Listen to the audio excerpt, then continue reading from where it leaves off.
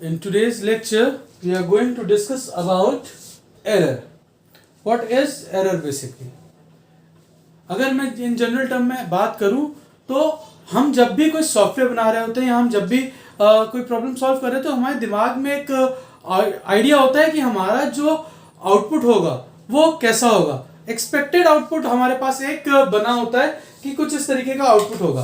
तो एरर क्या है कि एक्सपेक्टेड आउटपुट जो है हमारा, एक्सपेक्टेड आउटपुट से हम कितना डेविएट कर गए हैं. ठीक है, एक्चुअली हमें क्या आउटपुट मिल रहा है.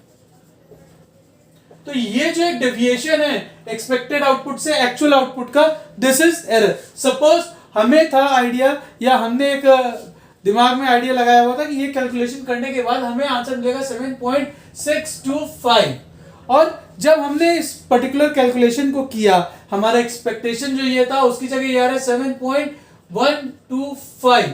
तो ये जो 0.5 का डिफरेंस है दिस इज एन एरर. ये एरर क्यों हो रही है ये हमें चेक करना है. ठीक है, एरर के बाद जो दूसरी चीज आती है दैट इज बग. बग क्या है?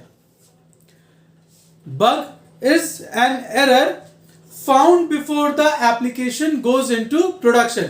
ये जो हमने एरर फाइंड आउट की है ये बग है तब जब ये प्रोडक्शन में नहीं गया है. प्रोडक्शन से पहले यानी सॉफ्टवेयर प्रोडक्शन में जाने से पहले हमने इस चीज को आइडेंटिफाई किया है तो अब एरर कन्वर्ट हो चुकी है बग में.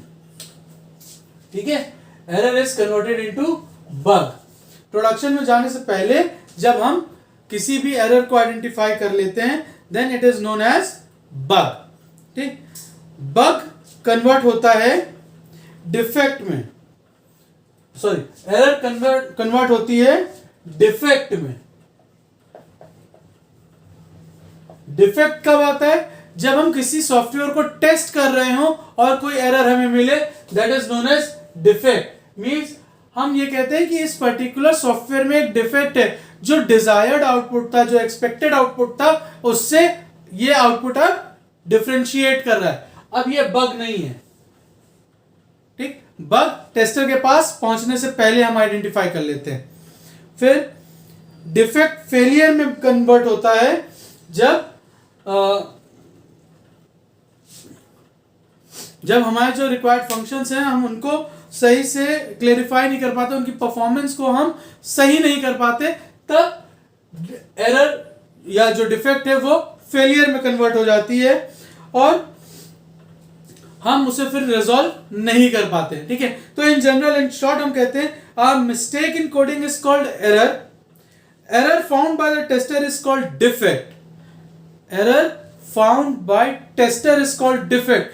Error found by programmer is a bug. Error found by tester is defect. Defect accepted by development team, then it is bug. जिसने डिजाइन किया, जिसने डेवलप किया है, हमने क्या कहा, अगर प्रोग्रामर उसको आइडेंटिफाई कर रहा है तो वो बग है. अगर डिफेक्ट को भी प्रोग्रामर आइडेंटिफाई कर रहा है, एक्सेप्ट कर रहा है, तो भी वो बग है. Clear? Defect accepted by development team, then it is called bug. Build does not meet the requirement, then it is called failure. यानी जो हमने बनाया है वो रिक्वायरमेंट से मैच नहीं कर रहा है, वो फंक्शन सही तरीके से काम नहीं कर रहे हैं जैसे करने चाहिए थे और हम उसे सही भी नहीं कर पा रहे, then it is a failure. यानी वो प्रोडक्ट अब फेल हो चुका है. तो ये बेसिक टर्मिनोलॉजीज हैं जो टेस्टिंग में यूज की जाती हैं, जैसे error, bug, defect and failure. अगर मैं सॉफ्टवेयर डिफेक्ट्स की बात करूं या कॉजेस ऑफ सॉफ्टवेयर डिफेक्ट्स की बात करूं तो एक छोटा सा डायग्राम है, उसको देखते हैं. पहली चीज तो है एरर और मिस्टेक. या तो एरर है या तो मिस्टेक है. ठीक है, ये अगर हम लीड करा दें इन्हें किससे, document, code, software and system. ठीक है, अगर ये जो भी हमारे डिफेक्ट्स या एरर्स है ये डॉक्यूमेंट, कोड, सॉफ्टवेयर, सिस्टम में है और फर्दर जो है ये कन्वर्ट हो रहे हैं फॉल्ट में, बग में या डिफेक्ट में। ठीक है, फॉल्ट, बग या डिफेक्ट, और हम इनसे ओवरकम नहीं कर पा रहे हैं तो हम जाते हैं फेलियर में। ठीक है, देन फेलियर का मतलब क्या है? The system will fail, the system will fail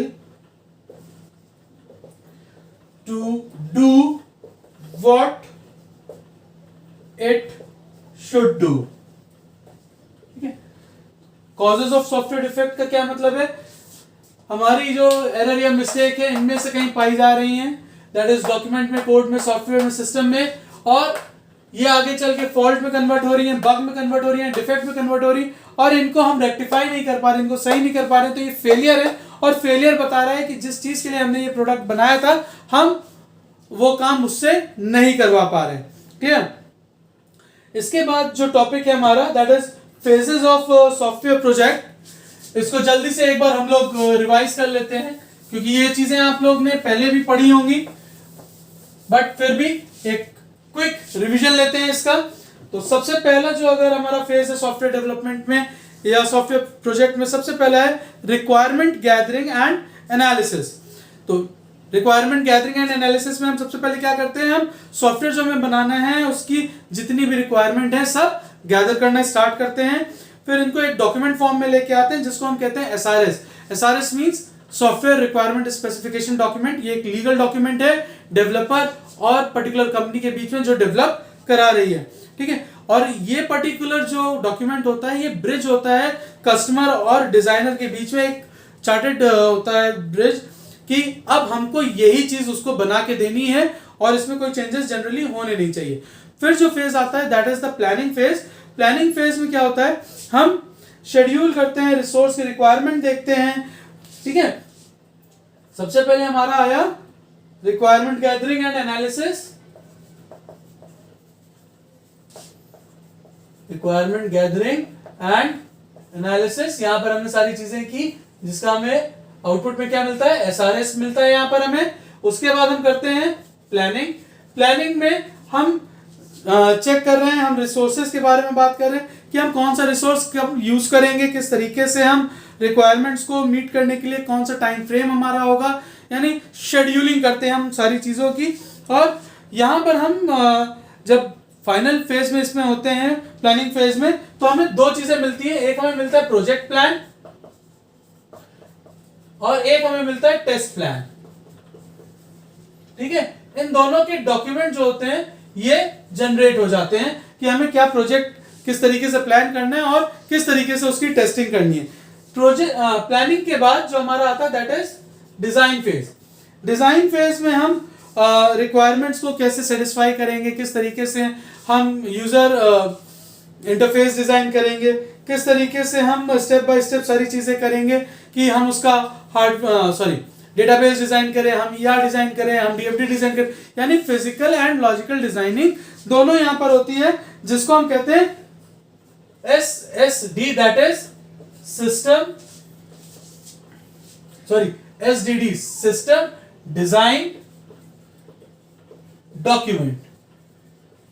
इसके आउटपुट पे हमें ये चीज एक मिल जाती है that is system design document. उसके बाद हम आते हैं डेवलपमेंट में। डेवलपमेंट फेज की हम बात करें या कोडिंग फेज की हम बात करें तो यहां पर हम सिस्टम को डिजाइन करना स्टार्ट करते हैं, सिस्टम को कोड करना स्टार्ट करते हैं, सिस्टम को बनाना शुरू कर देते हैं, कोडिंग यहां स्टार्ट हो जाती है।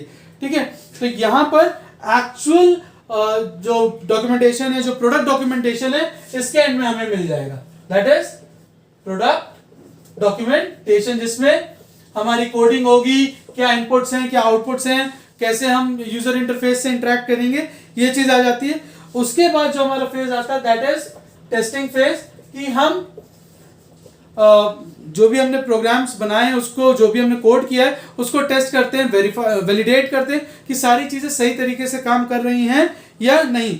उसके बाद जो लास्ट फेज है that is deployment and maintenance. Deployment and maintenance में क्या होता है कि हम सिस्टम को डिप्लॉय करते हैं, जो हमारा यूजर है जिसने डिजाइन बनवाया है उसकी साइट पे हम उसको जाके इंस्टॉल करते हैं, उनको ट्रेन करते हैं, और उसकी अगर कोई भी दिक्कत आ रही है, उसको कोई प्रॉब्लम आ रही है, तो उसको हम मेंटेनेंस फेज में लेके आते हैं, उसको हम मेंटेन करते हैं। बेसिकली जो मेंटेनेंस की बात करें तो मेंटेनेंस हमारे पास 3 तरह की होती है। एक होती है करेक्टिव मेंटेनेंस, जहां पर कस्टमर ने जो प्रॉब्लम रिपोर्ट की है हम उसको सही करते हैं। दूसरी है अडेप्टिव, जब भी हम सॉफ्टवेयर को नए वर्जन्स में लेके आते हैं, नए प्लेटफॉर्म पे लेके आ रहे, तो अडेप्टेबिलिटी चाहिए, क्या क्या चेंजेस चाहिए, वो सारी चीजें यहाँ पर आती हैं। लास्ट जो आता है दैट इज प्रिवेंटिव, कि अगर प्रोग्राम कोड में कोई बग या कोई एरर है, या हम जब उसको रन करा रहे हैं तो हमें अगर कोई एरर दिख रही है तो वो हम सही करते हैं। तो ये एक क्विक रिवीजन था हमारी जो फेजेस हैं उसका। ठीक है, so thank you so much, will meet on the next video, we are going to talk about quality.